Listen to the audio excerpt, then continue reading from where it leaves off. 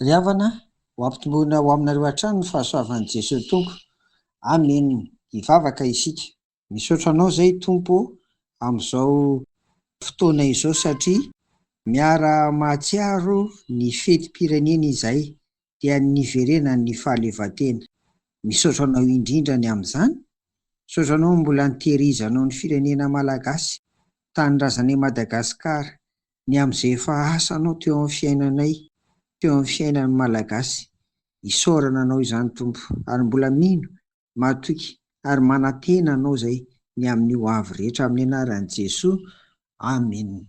Arak'izany dia faly miarahaba antsika tsirairay avy ry havana, tsika malagasy rehetra manerana izao tontolo izao, fa nahatratra ny fetim-pirenena anio isika. Ny tenin'Andriamanitra izay iriko mba ho amintsika malagasy amin'izao 580 taona ny fahaleovantena izao ry havana, dia ny Salamo 410 tapany 2, vakiana amin'ny anaran'i Jesosy. Hisandratra amin'ny fienetsa mihafa aho, hisandratra amin'ny tany aho. Raha mamaky ny version Louis II isika ry havana, dia hoy izy: Je domine sur les nations, je domine sur la terre. Amen. Mandidy, manjaka, zay zany le dikany eto ry havana. Dikan'izay dia irariana zany hoe tena mba andidy tokoa, anjaka ao Madagasikara, amin'ny firenena malagasy ny Andriamanitra, Rain'i Jesosy Kristy mpamonjy antsika.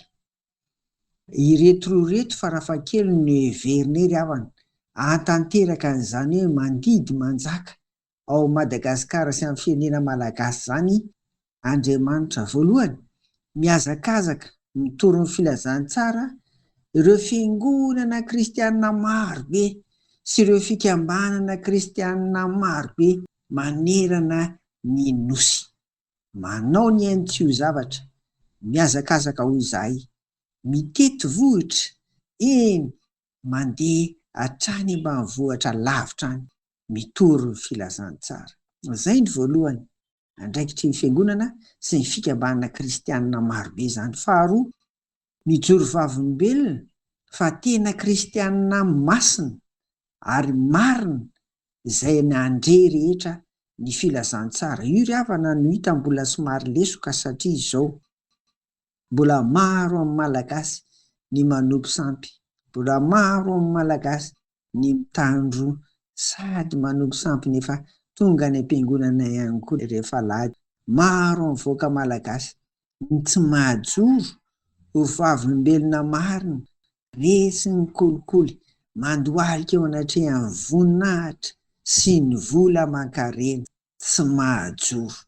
Irariana ry havana mba hatahotra an'Andriamanitra tena ho babon'i Jesosy Kristy zay rehetra mandre ny filazantsara. Zay vao tanteraka izany hoe manjaka, mandidy ao Madagasikara sy amin'ny firenena malagasy eny Andriamanitra, Rain'i Jesosy Kristy tompontsika. Dia amin'izao 580 taona ny fahaleovantena izao dia engany mba ho varavarana misokatra indray makany amin'ny tena hoe fahatahorana an'Andriamanitra, makany amin'ny tena hoe fahasambarana sy fiadanana ho an'ny vahoaka malagasy. Izany no irariana ry havana. Dia mirary ny malagasy rehetra mba hanao fety sambatra. Amen. Nandeha ary sika hivavaka Tompo. Dia misaotra anao ary izay fa mbola naharitra 580 taona ty firenena ity. Dia nirarianay ary amin'ny ho avy dia tantany sivimbino araka ny nambara teo ireo fiangonana rehetra sy fikambanana kristianina mitory ianao ry Jesosy Kristy mba havita be tokoa ny amin'izany. Ary zay nandre ny filazantsara dia tena hijoro vavolombelonao marina. Dia irarianay tokoa mba ho tanteraka ny hiram-pirenena hiadana sy ho finaritra amin'ny malagasy. Ongoto mihitsy, foahana, esory eo amin'ny firenenay Tompo ny ratsy fanahy rehetra. Irianay sy angatanay amin'ny anaran'i Jesosy zany. Amen. Dia ho aminareo hatrany ny fiadanan'i Jesosy. Amen.